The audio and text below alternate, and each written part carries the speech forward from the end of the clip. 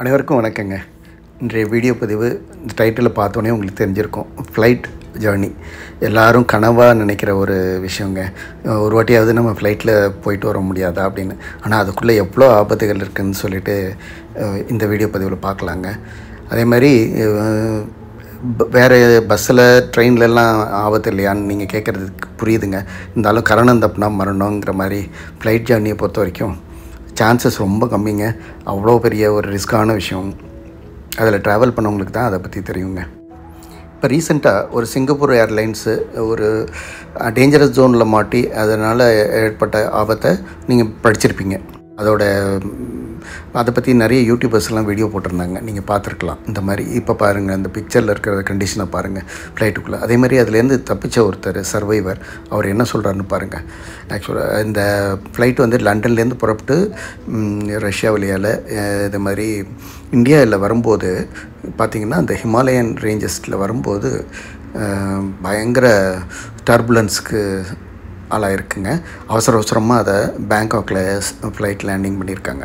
இந்த இன்சிடெண்ட்டை பார்த்திங்கன்னா இது இப்போ காமிச்சிட்ருக்க வீடியோ ஜஸ்ட் உங்களுக்கு எக்ஸாம்பிளுக்காக, இது எப்படி ஃப்ளைட்டு ஷேக் ஆகுது டர்புலன்ஸில் மாட்டும்போதுன்னு சொல்லிட்டு இதை எக்ஸ்பீரியன்ஸ் பண்ணுறதுக்காக இதை காமிச்சிருக்குறேங்க. இந்த மாதிரி எங்களுக்கும் அனுபவங்கள் நிறையா உண்டுங்க. அதே மாதிரி இது ஃபஸ்ட்டுன்னு சொல்லலாம். டர்புலன்ஸ்லேயே தலையெல்லாம் இடித்து சீட்லேருந்து மக்கள்லாம் வெளியில் போய் அவங்க தலையெல்லாம் இடித்து இந்த மாதிரி ஒரு மோசமான ஸ்டேஜில் அவங்க பொழைச்சிருக்காங்கிறது ஒரு பெரிய விஷயங்க. ஃப்ளைட் ஜேர்னியை பொறுத்த வரைக்கும் முக்கியமான நிறைய விஷயங்கள் இருக்குங்க. ஃப்ளைட் ஜேர்னி பார்க்குறதுக்கு சுகமாக இருந்தாலும் ஃப்ளைட் கண்டிஷனுங்கிறது ரொம்ப ரொம்ப முக்கியமான ஒரு விஷயங்க.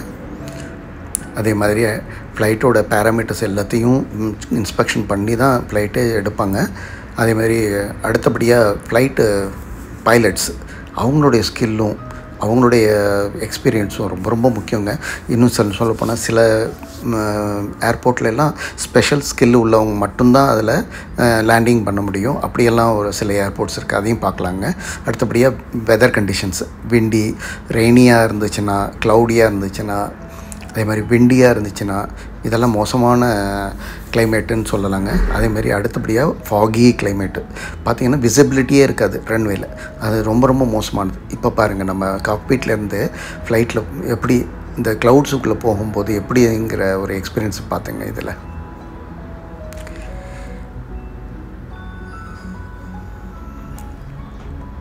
ஃப்ளைட்டு மேலேருந்து எப்போதுமே கீழே இறங்கும்போது ரன்வேக்கு போகிறதுக்கு முன்னாடி இந்த கேப்பில் இந்த மாதிரி க்ளவுடி ஏரியாஸ் வருங்க. இந்த சமயத்தில் தான் டர்புலன்ஸ் இருக்கும். இதில் டார்க் க்ளவுட்ஸாக இருக்கும்போது பார்த்திங்கன்னா கண்டிப்பாக டர்புலன்ஸ் ஜாஸ்தியாக இருக்கும். இது ஒரு ஸ்பெஷலான ஏர்போர்ட்டுங்க, நம்ம கேலிக்கட் ஏர்போர்ட்டு.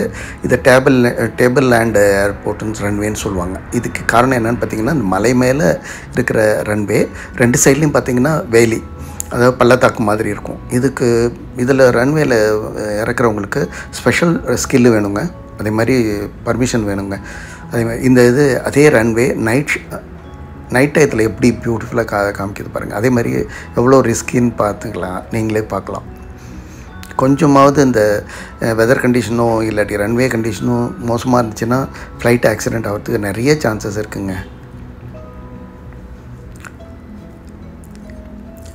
அதே மாதிரி இந்த மாதிரி கேலிக்கட்டு, மேங்களூர் ஏர்போர்ட்டு, அதே மாதிரி திபெத்தியன், நேபாள் ஏர்போர்ட்லலாம் லேண்ட் பண்ணுற பைலட்ஸ்க்கு ஸ்பெஷல் ஸ்கில்லு சர்டிஃபிகேஷன்ஸ் வேணுங்க. அதே மாதிரி ஃப்ளைட் கண்டிஷன்ஸ் மோசமாக இருந்ததுனால ஒரு பெரிய ஆக்சிடெண்ட் நடந்துச்சுங்க கேலிக்கட் ஏர்போர்ட்டில். அதை இங்கே பார்க்கலாம்.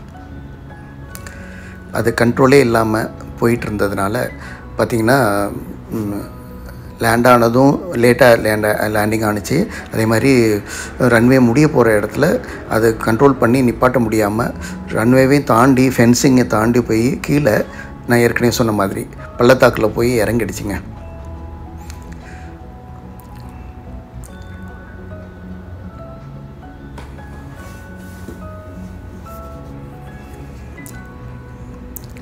இது கேலிக்கட்டில் நடந்த ஆக்சிடெண்ட்டுங்க.